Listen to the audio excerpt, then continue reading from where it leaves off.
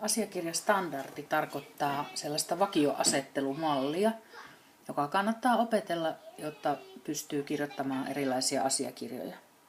Tokihan näihin asiakirjoihin löytyy hyviä mallia netistä ja esimerkiksi Wordissäkin on valmiina kaikenlaisia malleja, mutta kun tämän asiakirjamallin eli asiakirjastandardin osaa, niin tätä voi käyttää sitten vaikka kaikissa laatimissa asiakirjoissa.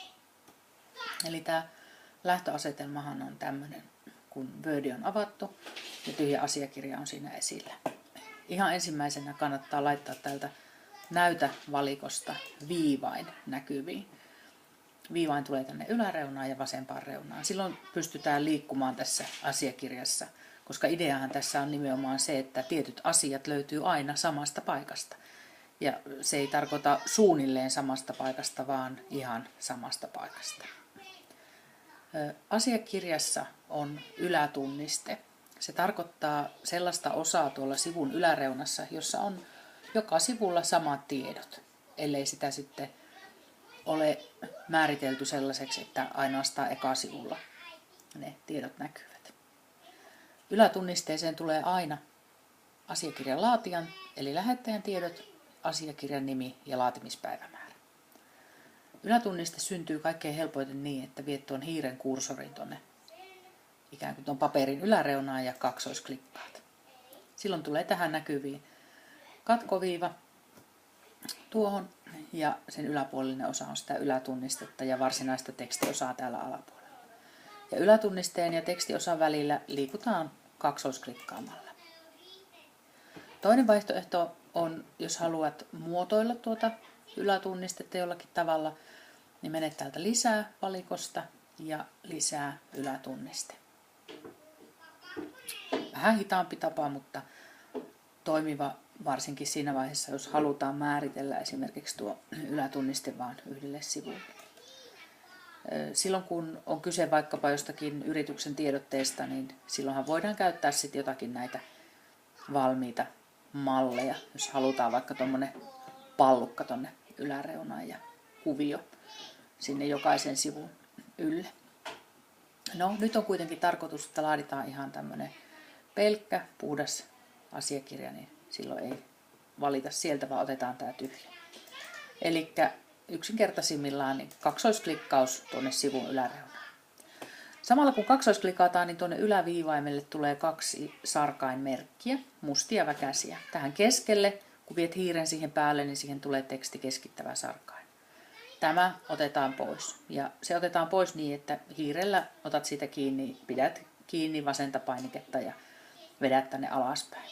Samoin täältä oikeasta reunasta oikea sarkain, niin se pois. Ja samalla kun nämä on otettu pois, niin tuohon viivaimen alle tulee ihan pienet mustat merkit. Ja nämä on nyt niitä asiakirjastandardin sarkainmerkkejä. Mennään vielä tuolle aloitusvalikkoon ja katsotaan, että fontti on oikea.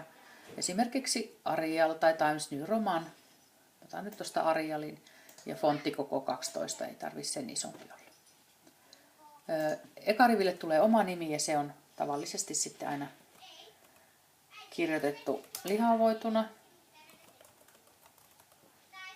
Ja sitten kun tässä asiakirjassa liikutaan, niin käytetään sarkainnäppäintä, eli näppäimistöltä vasemmasta reunasta tällainen pitkulainen näppäin, jossa on nuoli molempiin suuntiin. Tällä liikutaan täällä ja mennään nyt kohtaan 9,2.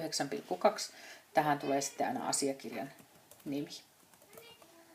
Se voi olla siis vaikka raportti, referaatti, hakemus, CV, ansioluettelo, tarjouspyyntö, reklamaatio ei siihen kirjoiteta kylläkään, mutta tarjous, lähetys, tilausvahvistus, mikä se sitten milloinkin on.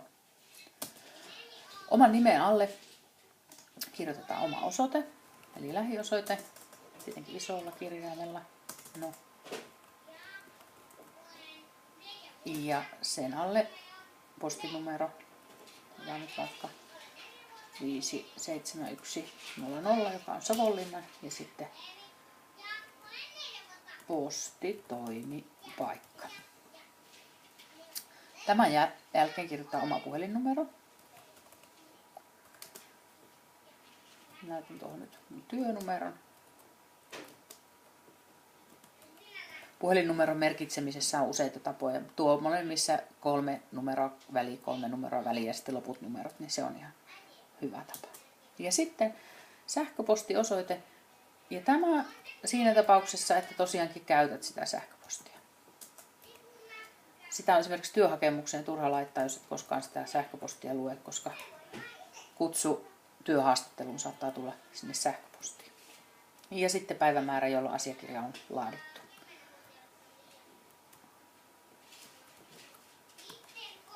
Näin. Ja koska tässä asiakirjastandardissa ollaan nyt hyvin tarkkoja näistä rivimääristä ja tekstien sijainnista, niin nyt puhutaan hetki riveistä. Eli ajatellaan niin, että täällä sivun yläreunassa on 2 tyhjää riviä. Eli tämä nimirivi on rivi 3. Sitten on 3, 4, 5, 6, 7. Ja ollaan tällä hetkellä rivin 7 lopussa. Ja ylätunnisteen pitäisi olla rivejä niin, että niitä on 9. Eli tarkoittaa sitä, että kun poistutaan ylätunnisteesta, tullaan riville 10. Tuosta voi tuon linkin muuten vielä poistaa sitten tuosta sähköpostista, jotta ei jää sitä turhaa sitä alleviivausta siihen. Ylätunniste on nyt valmis. Sitten tullaan tänne varsinaisen tekstin puolelle ja otetaan tuo sama fontti, kun se siitä näköjään vaihtuu takaisin. Ja tähän riville 10 kirjoitetaan vastaanottajan nimi. Ja nyt huomaatte, että kun painoin enteriä, niin tuli tämmöinen pitkä väli. Otetaan täältä aloitusvalikosta kohta ei väliä. Lähtee turhat rivivälit pois. Vastaanottajan nimi. Nyt näyttää muuten siltä, että fontti on pienempi kuin tuolla ylhäällä. Eli laitetaan se 12. Ja vastaanottajan osoite. Vastaanottajan osoite sitten tietenkin myös. No.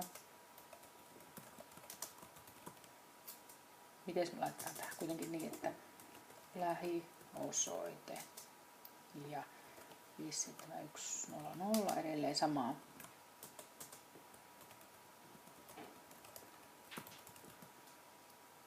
Vastaanottajan puhelinnumeroa ei tarvitse tähän laittaa. Jos haluat, että nuo rivimerkit on näkyvissä, niin voit valita täältä aloitusvalikosta tällaisen Pekka-merkin. Ja nyt tuo Pekka näyttää meille rivivaihdot ja myös kaikki muut liikkeet, mitä täällä asiakirjassa on tehty. Eli vastaanottajan nimi on riville 10, 11, 12, 13, 14, 15, 16, 17, 18, 19, 20. Ja riville 20 tähän kirjoitetaan otsikko. Tässä oli nyt tämmöinen perus pikaohje siihen, miten asiakirja standardin aloitus tapahtuu.